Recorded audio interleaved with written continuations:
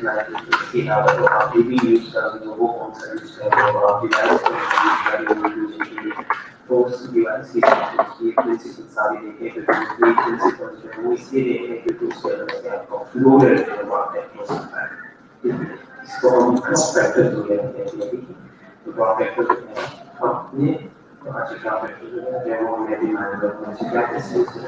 اگر آپ ایک چاند کی تصویر تو وہاں ہر پاس کس نے نام ہمارے میں دوسرے کے ساتھ ایسی کوئی بات نہیں جب تک آپ یہ نہ لگے کہ ایسا کچھ نہیں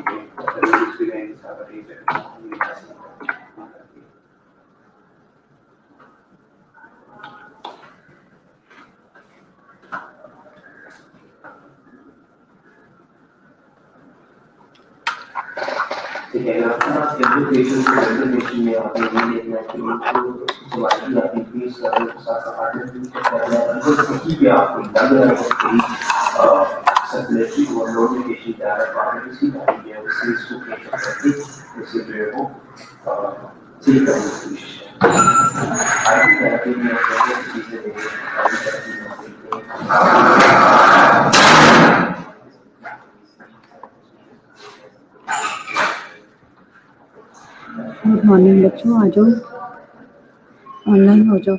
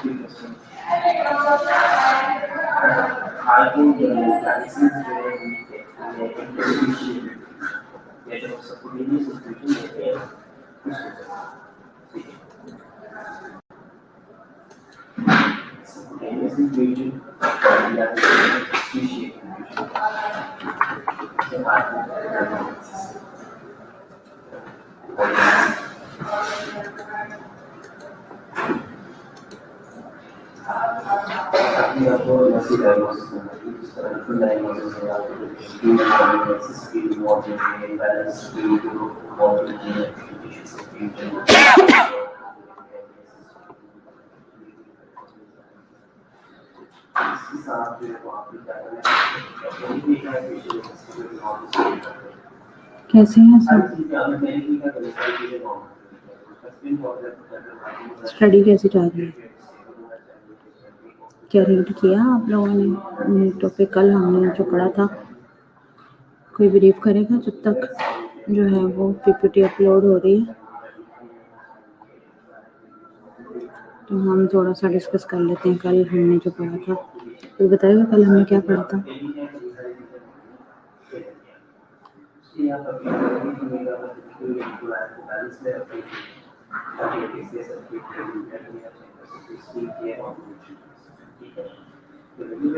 کالج میں میرا باجا کا میرے کو لگتا ہے بہت دل جو ہے نا دل گھر میں اگتا گیا ہے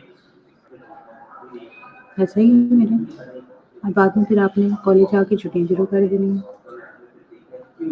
آج سیکنڈ ایئر کے بچے بھی ایسے ہی کہہ رہے تھے میڈم میں بہت تھک گئی میں نے کہا کیوں کہ میڈم روز آنا پڑتا ہے میں نے کہا تمہاری ریکارڈنگ کر کے میں تھرڈ ایئر کو سنوا دوں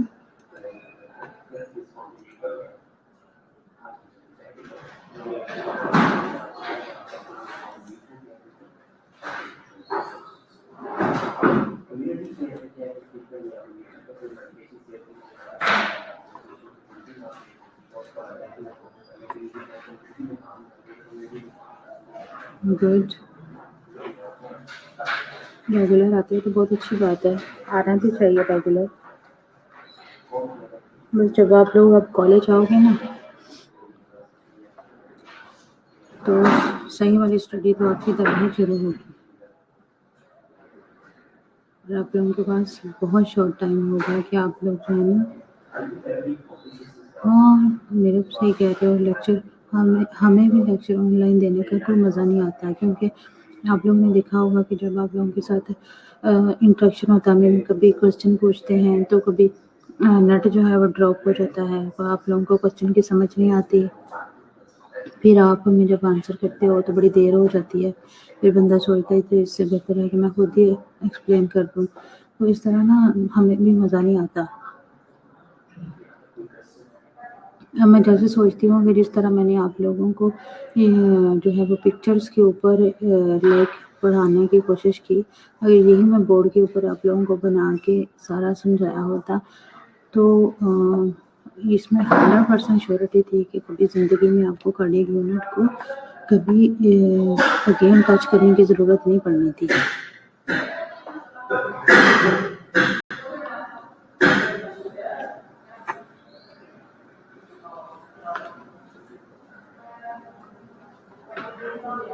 तो इसलिए लेकिन क्या कर सकते हैं,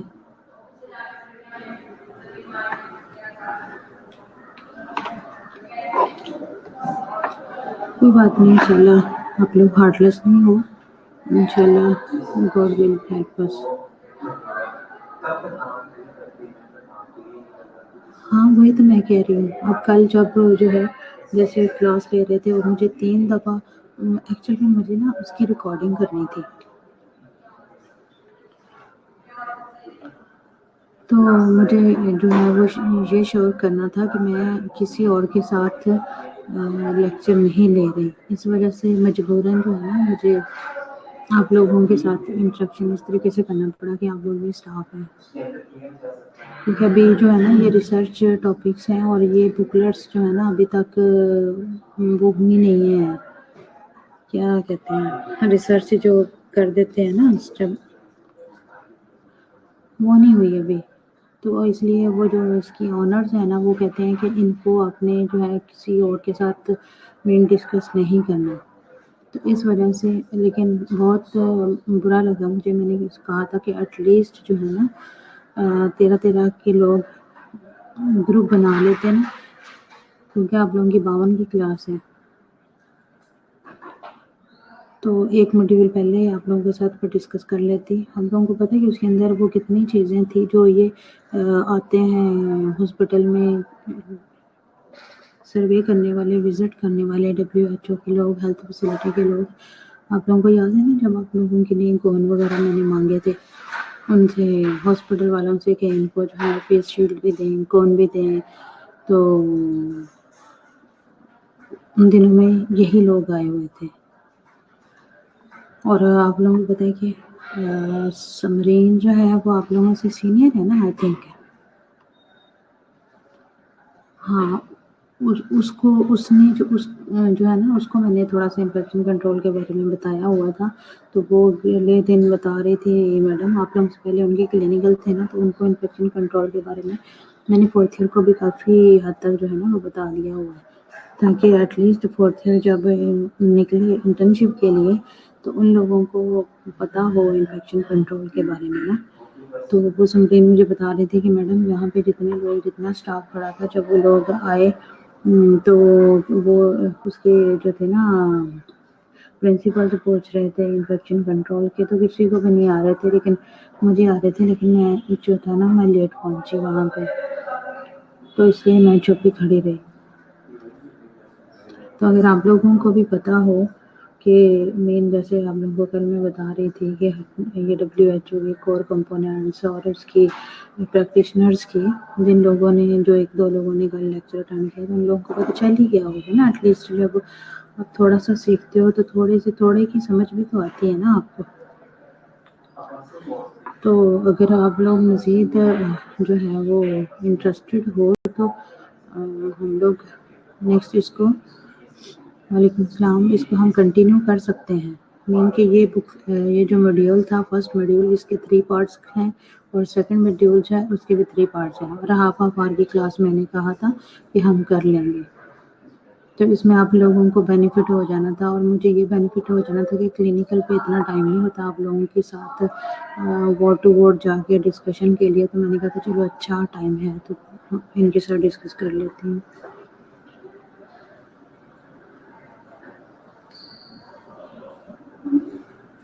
کبھی بھی اگر آپ لوگ انٹرسٹڈ ہو تو میں کنٹینیو کر سکتی ہوں. ادروائز اگر یہی حالات رہے کہ 2-4 لوگ آن لائن ہوتے ہیں تو میں نہیں کروں گی.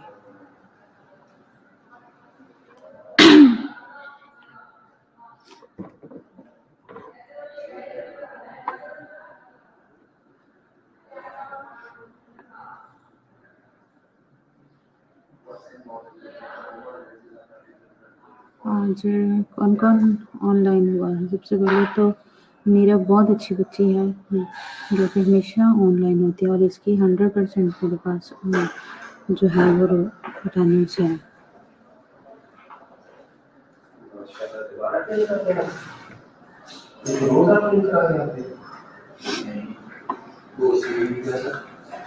عائشہ جاوید، عروا بھی جو ہے وہ کنٹینیو کلاسز لے رہی ہے. آپ لوگوں کو پتا ہے جو بچے جو ہے وہ ریگولر ہوتے ہیں تو وائوا والا پرسن جو ہوتا ہے اس چیز کو بھی سامنے رکھتا ہے کہ یہ بندہ کلاس میں کتنے پرسنٹیج ہے اس کی اٹینڈنس. تو وہ تھوڑا جو ہے نا مین کسی جگہ پہ مار بھی کھا رہا ہو تو جو ایٹ لیسٹ انٹرنل ایگزامینر ہوتا ہے نا اس کے مائنڈ میں ایک اس کے لیے وہ نہیں ہوتی کہ یہ بچہ جو پورا سال ٹیچر کو اگنور کرتا رہا اور پریزنٹ نہیں رہا. ہم لوگوں کو پتہ ہے آپ لوگوں کا جو انٹریکشن ہے میرے ساتھ کلینیکل بھی ایکچوئل میں رہا. اس وجہ سے میں آپ لوگوں کے ساتھ یہ ڈسکشن کرتی ہوں. یہ سارے ٹیچر جو ہیں وہ سب یہی کہتے ہیں کہ یہ 3rd ایئر جو ہے نا پریزنٹ نہیں ہوتی پراپرلی. روز ہی کوئی 13-14 لوگ جو ہے لیکچر میں ہوتا ہے. 52 کی کلاس ہے. آپ کو پتہ ہے سب سے بڑی کلاس آپ لوگوں کی ہے.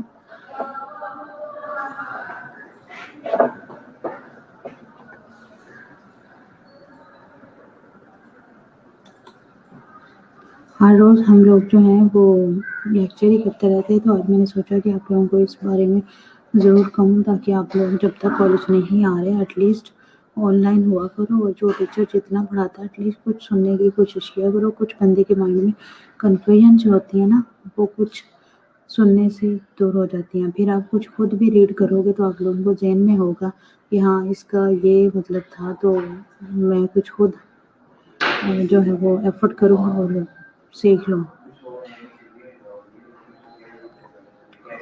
ٹھیک ہے تو چلو اب ہم جو ہے اپنے لیکچر کی طرف آتے ہیں. کالج بھی آ جاؤ گے مہرین آپ انشاءاللہ نیکسٹ منتھ سے. Don't worry. آئی ہوپ کہ روم جو ہے پریپیئر ہو رہے ہیں فائنلی. اچھا اب جو ہے نا ہم لوگوں نے یہ ڈسکس کل کیا تھا کہ آپ لوگوں کے ٹاپک جو ہیں کڈنگ یونٹ کے ختم ہو گئے ہیں. اور جیسا کہ میں نے پہلے بتایا تھا کہ ایک رومیٹک ہارٹ ڈیزیز ہے وہ کس بچے کو ملی ہوئی ہے. اس دن میں نے پوچھا تھا تو کسی نے مجھے نہیں بتایا کہ کس کو ملی ہوئی ہے. لیکن میم نسرین نے مجھے بتایا کہ انہوں نے رومیٹک ہارٹ ڈیزیز کسی کو دی ہوئی ہے. کائنات ہے یا روج ہے؟ روج آج آپ نے پتہ کرنا ہے کہ رومیٹک ہارٹ ڈیزیز پریزنٹیشن میں کس کے پاس ہے. ہو رہے ہیں میرا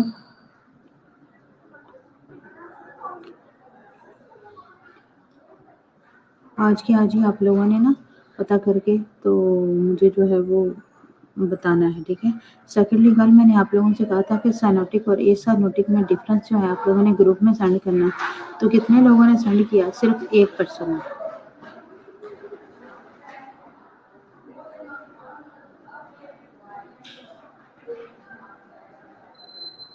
باقیوں کو ضرورت نہیں ہے اس کی. اور آپ کو پتہ ہے کہ پیپر میں اکثر یہ سائنوٹک اور اسائنوٹک میں ڈفرینس جو ہے وہ آ جاتا ہے.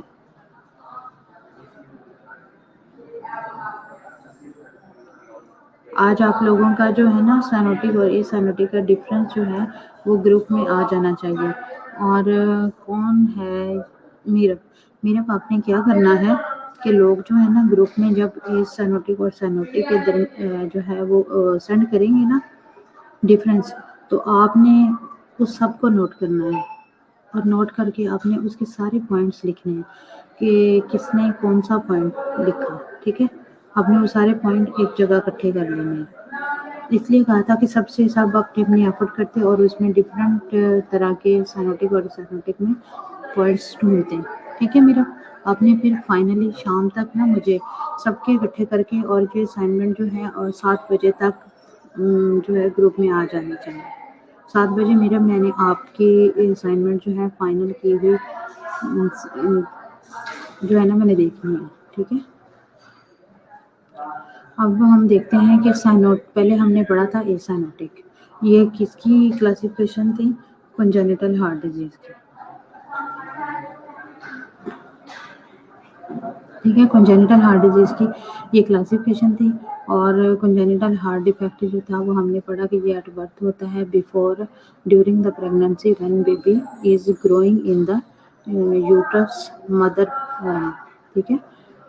तो उस दौरान में बहुत सारे डिफेक्ट्स जो हैं वो प्रेजेंट होते हैं। कुछ डिफेक्ट 1% होते हैं, बट कुछ defect in critically ill child होते हैं, ठीक है। तो वो क्रिटिकली ऐसे डिफेक्ट होते हैं कि ज़्यादा इमरजेंसी और अलार्मिंग सिचुएशन होती है उसमें, कि उसमें कुछ बच्चों की सर्जरी जो है डेफिनेट नेसेसरी होती है। जैसे कि मोस्ट ऑफ हमने साइनोटिक में जो है वो पढ़े कि इसमें जो है ना सर्जरी, इमीडिएट सर्जरी नेसेसरी थी, क्योंकि इसमें ज़्यादा क्रिटिकल होते हैं मोर देन ए साइनोटिक की निस्बत, ठीक है।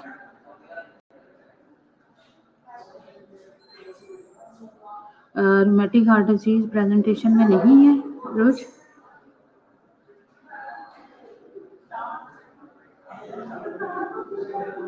ओके। तो वो जो आपका कैरिकुलम का जो यूनिट है ये कार्डियक यूनिट का, उसके अंदर मुझे टिक करवाया था मैडम नसरीन ने कि ये आपको प्रेजेंटेशन में किसी को दी हुई है, सॉरी। चलो हम स्टार्टिंग से आज जा रहे हैं क्योंकि आपके ऑलमोस्ट जो है वो टॉपिक्स ख़त्म हो गए हैं। एक just hypoplastic left heart syndrome रह गया है, तो वो हम स्मॉल सा है, लेकिन that one is also very critical situation, so we will discuss at the end. तो हम जो है पहले इसको स्टार्टिंग से चलते हैं।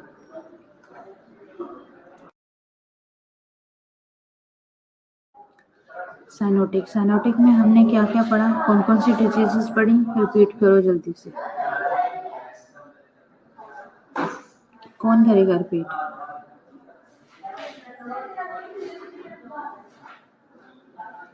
अच्छा, हाँ मीरब ने सबसे ज़्यादा लेक्चर लिया है। चलो मीरब आपको ही कुर्बानी का बकरा बनना पड़ेगा। तो जो साइनोटिक में हमने जो टॉपिक्स पढ़े हैं जल्दी से ब्रीफ करो ताकि सबको पता चल जाए, जिसको नहीं भी पता कि हमने साइनोटिक में कौन कौन से टॉपिक्स पढ़े हैं।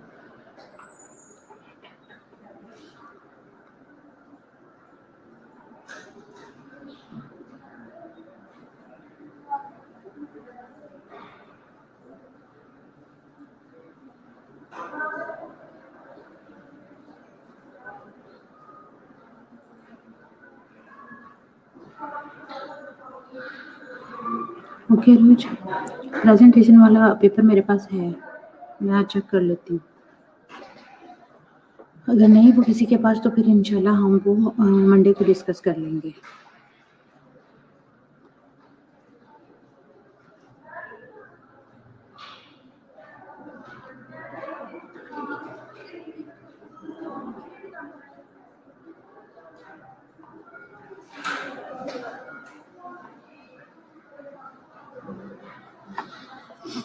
जी मीरब,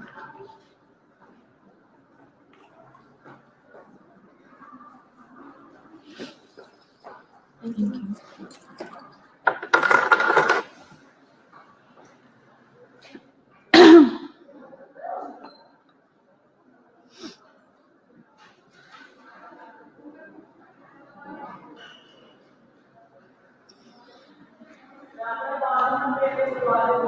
जी, tautology of the failure, next one कोई और बता दे, जिसको हम टॉप भी कहते हैं,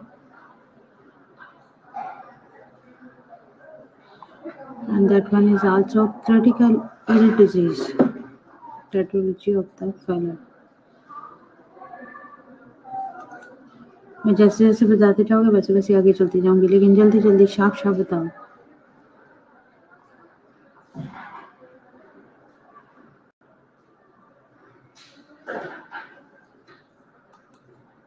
टेट्रोलॉजी ऑफ द फैलेट आ गया, जिसमें जो था ना वो कम्प्लेक्स कंडीशंस थी, जिसके अंदर था वेंट्रिकल सेप्टल डिफेक्ट भी था, पल्मोनरी वॉल स्टेनोसिस भी थी, एओर्टा जो था वो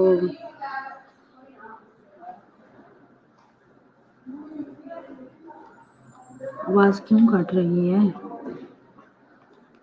आज नेट, कल भी नेट बहुत स्लो था, आज भी नेट बहुत स्लो है।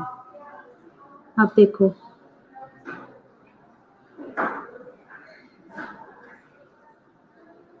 ठीक आ रही है? ठीक है, इसमें हमने जो है कॉम्प्लेक्स कंडीशंस देखी थी टेट्रोलॉजी ऑफ द फैलेट में। वेंट्रिकल सेप्टल डिफेक्ट था, पल्मोनरी वॉल स्टेनोसिस था, और ओवरराइडिंग एओर्टा था, ठीक है, और उसमें जो था ना राइट वेंट्रिकल हाइपरट्रॉफी थी, ठीक है। अगला बताया किसने? रमशा ने, transposition of the great artery, great transposition of the great artery. हम चलते जाते हैं साथ साथ।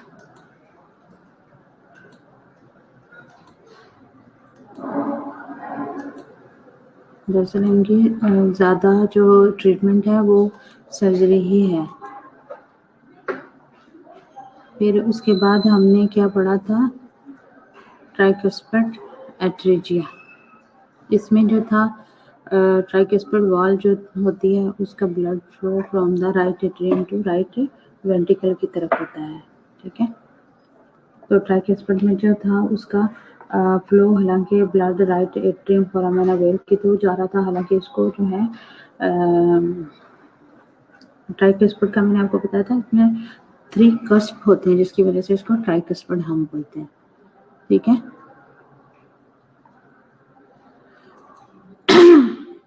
ये था ट्राइकस्पिड एट्रेजिया, ये ट्राइकस्पिड वॉल था, इसमें डेवलप नहीं हुई होती, जिसकी वजह से वो सिकुड़ जाता है, नैरो हो जाता है, स्टेनोसिस हो जाता है राइट वेंट्रिकल। इनको आपने भूलना नहीं है, ठीक है। उसके बाद कौन क्या बताया आप लोगों ने?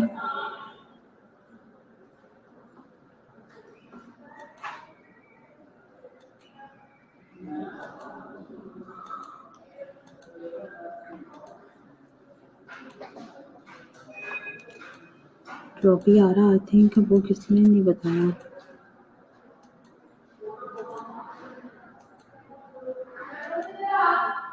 Transposition of the great artery किसी ने बताया? यस, रिमशा ने बताया, गुड रिमशा।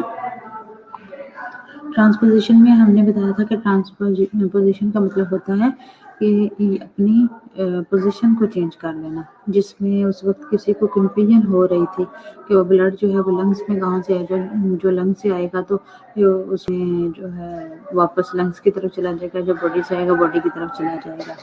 तो आई होप कि उनको भी इसकी समझ आ गई होगी।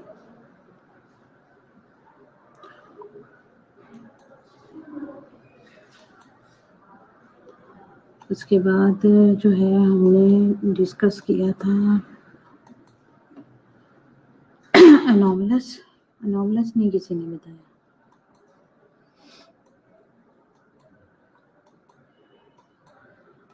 एनोमलस का मतलब मैंने बताया था आप लोगों को, सडन जो है वो मूड चेंज कर लेना या अपने बिहेव को चेंज कर लेना। तो इसमें भी यही आया था कि एनोमलस जो है वो कोई भी पोजीशन जो है वो चेंज कर सकता है। उसमें जो था ये नॉर्मल हार्ट है, उसमें जो था कि वो सुपीरियर वेना केवा के साथ जो थी पल्मोनरी वेन जो थी वो कनेक्ट थी, फिर इंफीरियर के साथ भी हो सकती है, फिर उसके इंट्राकार्डिक भी हो सकती है, ठीक है। इसमें हमने ये डिस्कस किया था।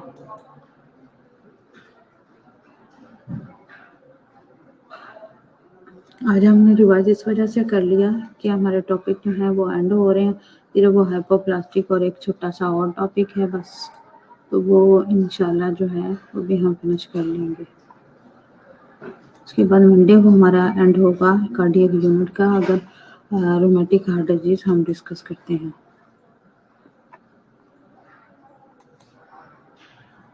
आज मैं ये पीपीटी भी आप लोगों को सेंड कर दूंगी।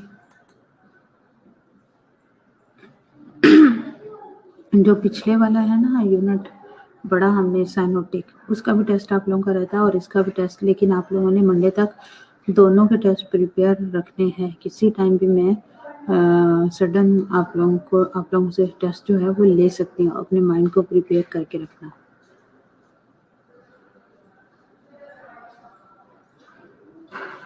ये था ट्रंकस आर्टेरियोसिस, इसमें हमने पढ़ा था कि जो पल्मोनरी वॉल होती है और एओर्टा होता है ये कनेक्ट होते हैं एक दूसरे के साथ, हालांकि इनको जो है वो सेपरेट होना चाहिए, लेकिन यही कंजेनिटल डिफेक्ट है बच्चे में, ट्रंकस आर्टेरियोसिस।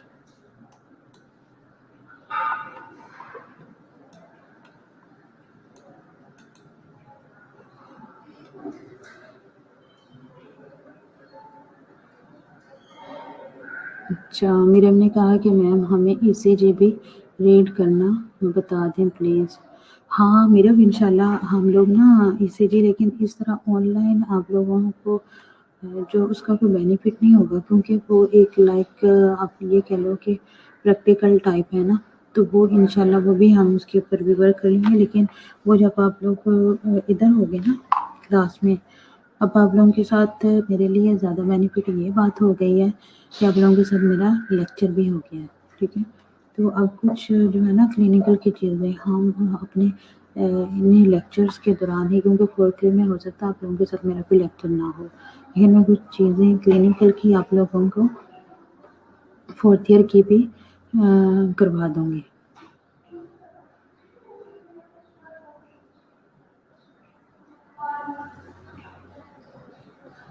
हाँ, ऐसा ही होगा मैडम, जब आप लोग आओगे तो इधर हमारे लिए ये ईसीजी को, क्योंकि हमें फेस टू फेस ही ज़्यादा अंडरस्टैंड कर सकेंगे बजाय कि हम ये ऑनलाइन करें। वो ये टॉपिक्स थे, ये तो आप लोगों ने फिर भी अंडरस्टैंड कर लिए हैं, लेकिन ईसीजी को इस तरह ऑनलाइन आप आई थिंक इज़ डिफ़िकल्ट। तो मैं फोर्थ ईयर के लिए भी आप लोगों को कुछ जो क्लिनिकल की चीज़ें होंगी, कुछ फ्लोर्स वगैरह, वो तो हमने ट्राई किया था कि आप लोगों को अभी भी करवाई हैं, लेकिन फोर्थ ईयर के लिए कुछ क्रिटिकल चीज़ें जो होंगी वो मैं करवा दूँगी, क्योंकि नोबडी नोज़ कि मैं के जब आपके फोर्थ ईयर के क्लिनिकल होते हैं कि मैं यहाँ पे होंगी भी कि नहीं, ठीक है।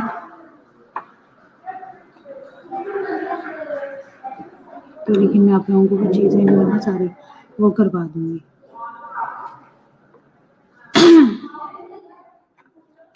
तो उसके बाद नेक्स्ट टॉपिक की तरफ हम जा रहे हैं अपने।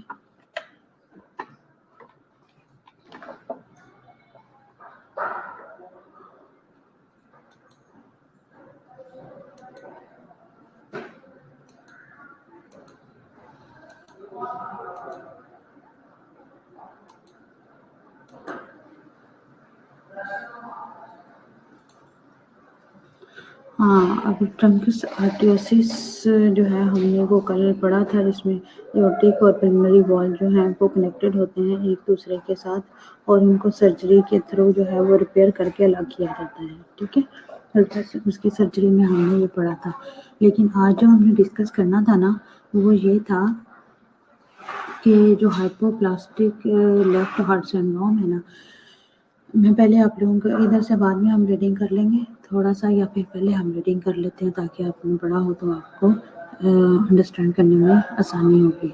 इसमें जो है हाइपोप्लास्टिक लेफ्ट सिंड्रोम में होता क्या है, अकर इन 1% of all congenital heart defect.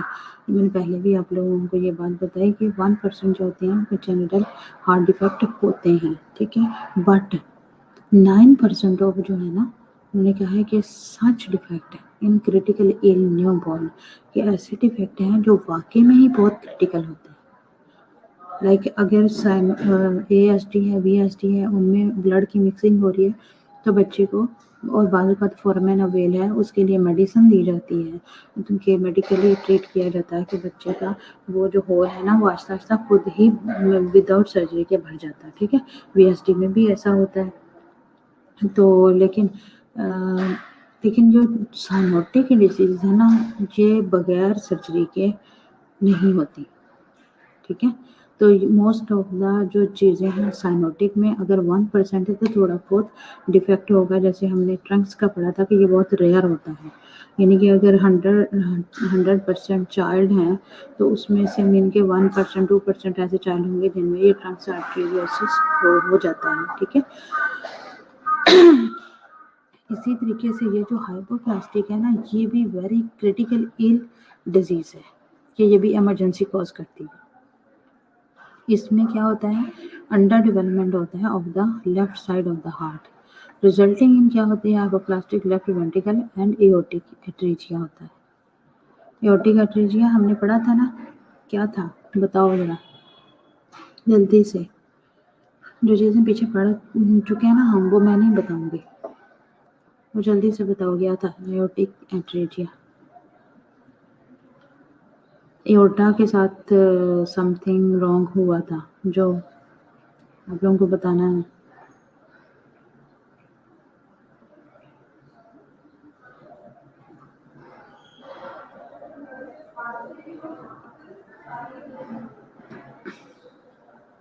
جی جویریہ, جی میم نہ کرو, جلدی سے مجھے بتاؤ ایورٹک ایٹریجیا کیا ہے اور یہ کیوں ہوا. یہاں سے تھوڑا سا انڈرسٹینڈ کرو کہ ایورٹک ایٹریجیا کیوں ہوا.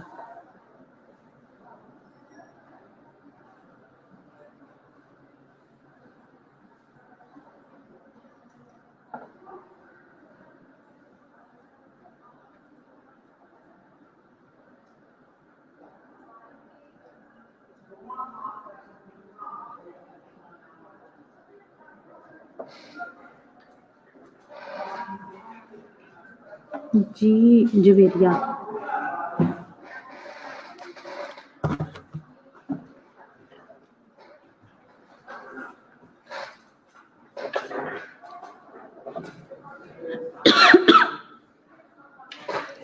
اب جویریہ پیچھے جائے گی اور ساری سلائڈس کو دیکھے گی.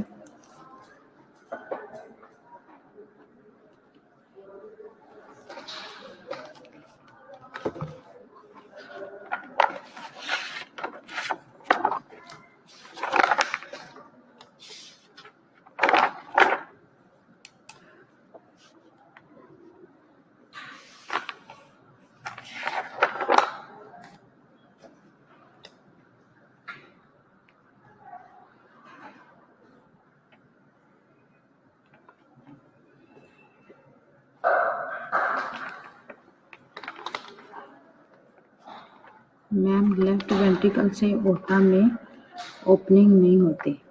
گڈ, یہ میرا اپنے بتا رہا ہے.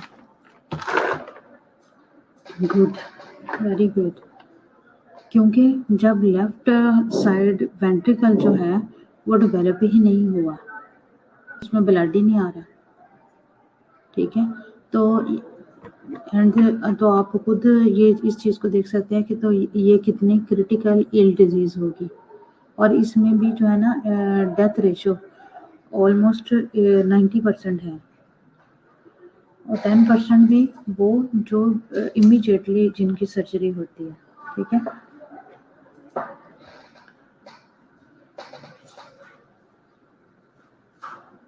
اچھا ہم لوگ جانتے ہیں وینٹریکل اینڈ ایورٹا ایٹریجیا ہو جاتا ہے. ٹھیک ہے, ایورٹا کیا ہوتا ہے, نیرو ہو جاتا ہے, اسٹینوسس ہو جاتی ہے.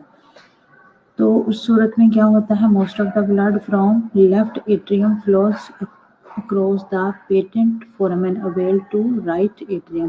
لائک لیفٹ ایٹریم سے بلڈ جو ہے نا جو لنگ سے آیا وہ فورامن اویل کے تھرو رائٹ ایٹریم میں جاتا ہے. ٹھیک ہے, پھر رائٹ وینٹریکل میں جاتا ہے, اس کے بعد جو ہے یہ پلمونری آرٹری میں چلا گیا. تو باڈی کی طرف کیا گیا, نتھنگ.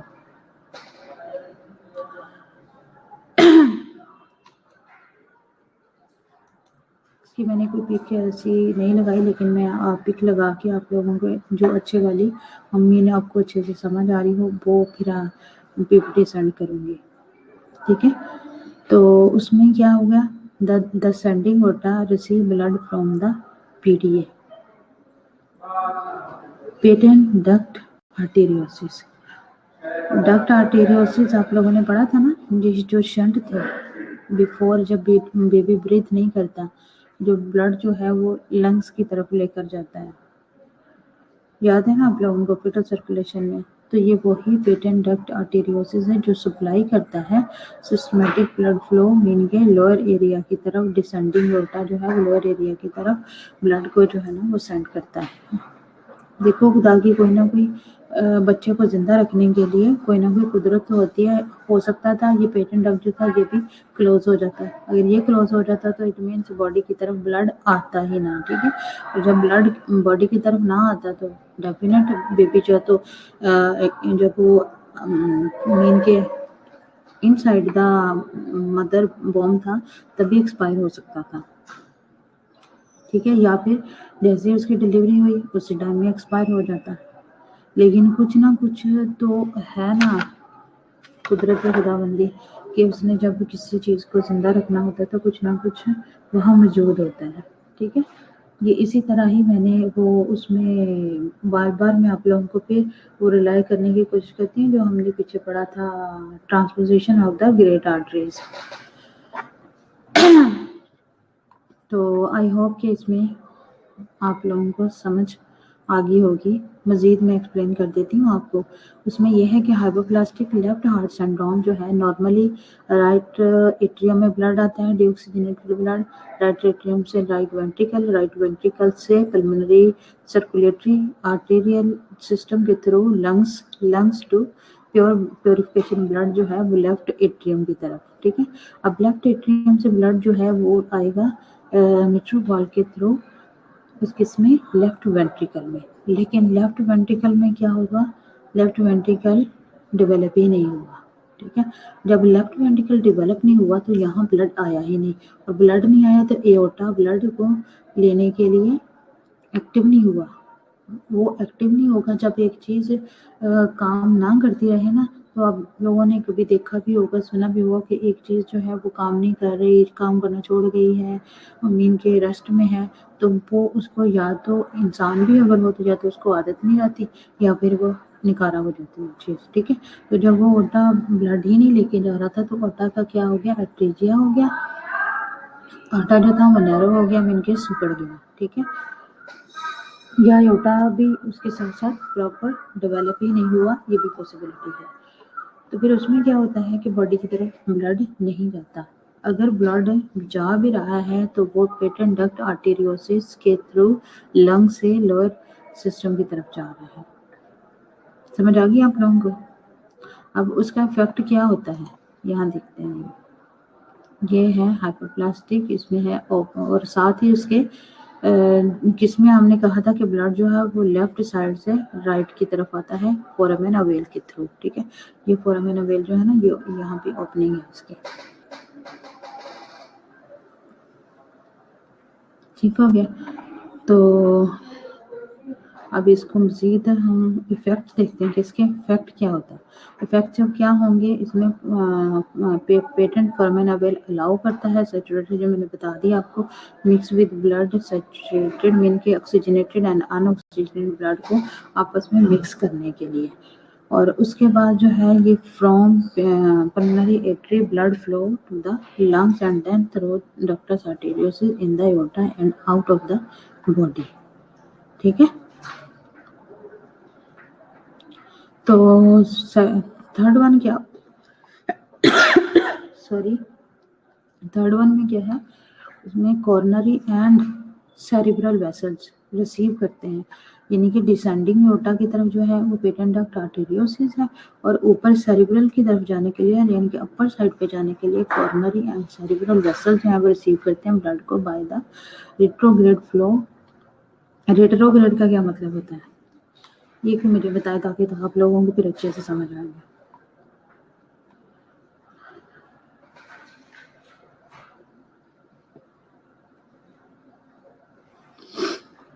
टाइम नहीं है अब हमारे पास, रेट्रोग्रेड में बता देते हैं इसको ऑपोजिट क्राइटेरिया बोलते हैं, यानी कि ऑपोजिट साइड भी बोलते हैं। तो ऑपोजिट वे जो है उस तरीके से ब्लड फ्लो करता है through the hypoplastic ascending aorta में। ठीक है, हमने ये पढ़ लिया। अब पहले हम जो है वो 10 देख लें कौन कौन प्रेजेंट है, तो बाकी टाइम बचा तो हम डिस्कस करेंगे, नहीं तो फिर हम ना मंडे को यही जस्ट रह गया है तो बस।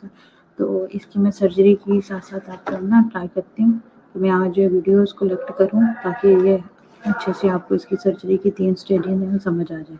और मंडे को नेक्स्ट जो लेक्चर हमारा होगा उसमें हम टोटली फिनिश कर देंगे कार्डियोलॉजी।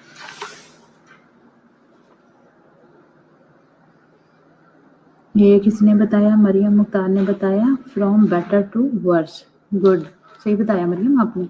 ये जो है ना ऑपोजिट पाथवे बन जाता है, ठीक है, उसको भी कहते हैं रिट्रोग्रेड।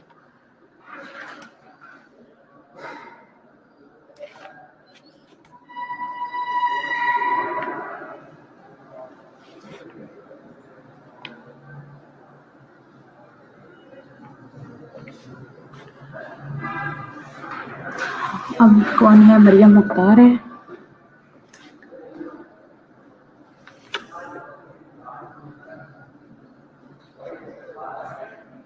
मरियम मुख्तार, अरोज फातिमा,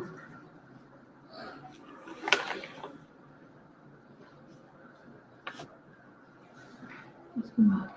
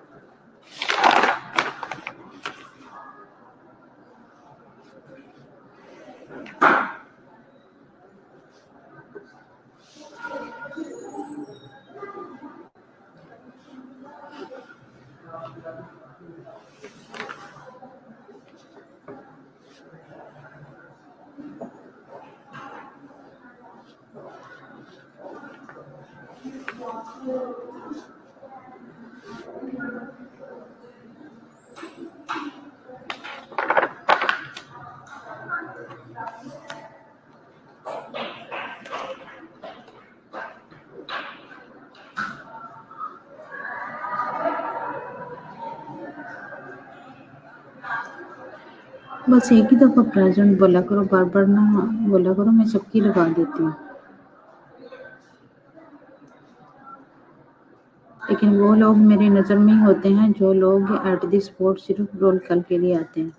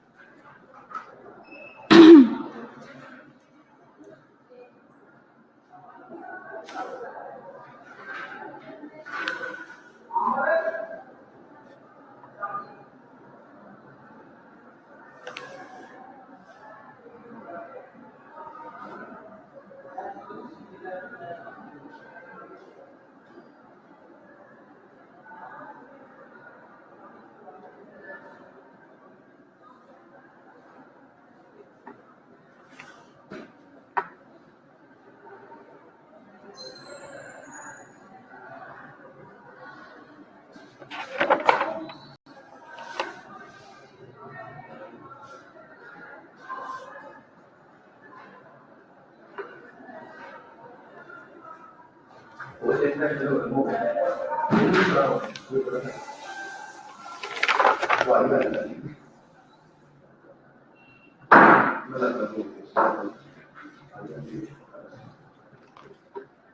ने जो है ना ये सारा रीड करना है, मीन हाइपो इंक्लूडिंग हाइपोप्लास्टिक, ठीक है। और टेस्ट प्रिपेयर करना है आप लोगों ने वीकेंड में।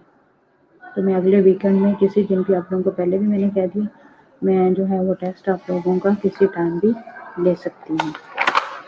और टेस्ट ऐसा नहीं होगा कि मैं गूगल पे डाल दूँगी। मैं एक क्वेश्चन दूँगी, उसका टाइम होगा, उस टाइम में आप उसको कर लोगे, वेल एंड गुड। अदरवाइज उसका टाइम आउट होगा, दोबारा आप उसको देख नहीं सकोगे।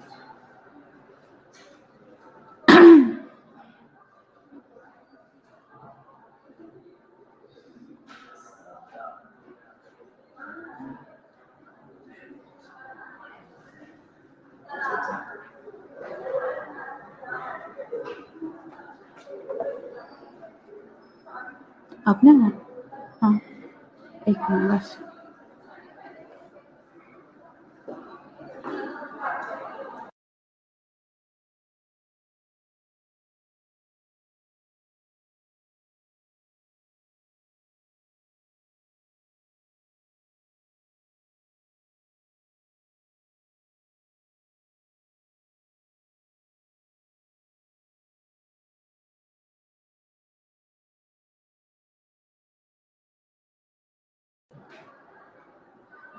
ठीक है बच्चों, फिर इंशाल्लाह हम मिलेंगे best of luck. I hope कि आपका वीकेंड अच्छा गुजरेगा।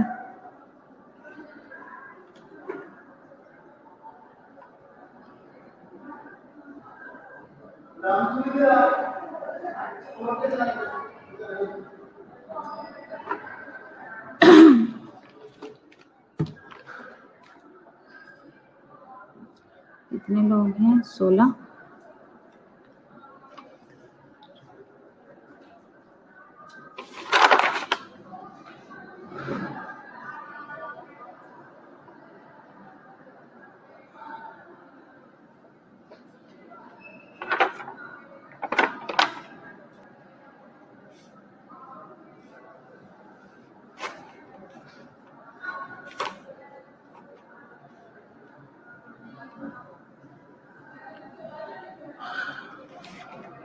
Thank you.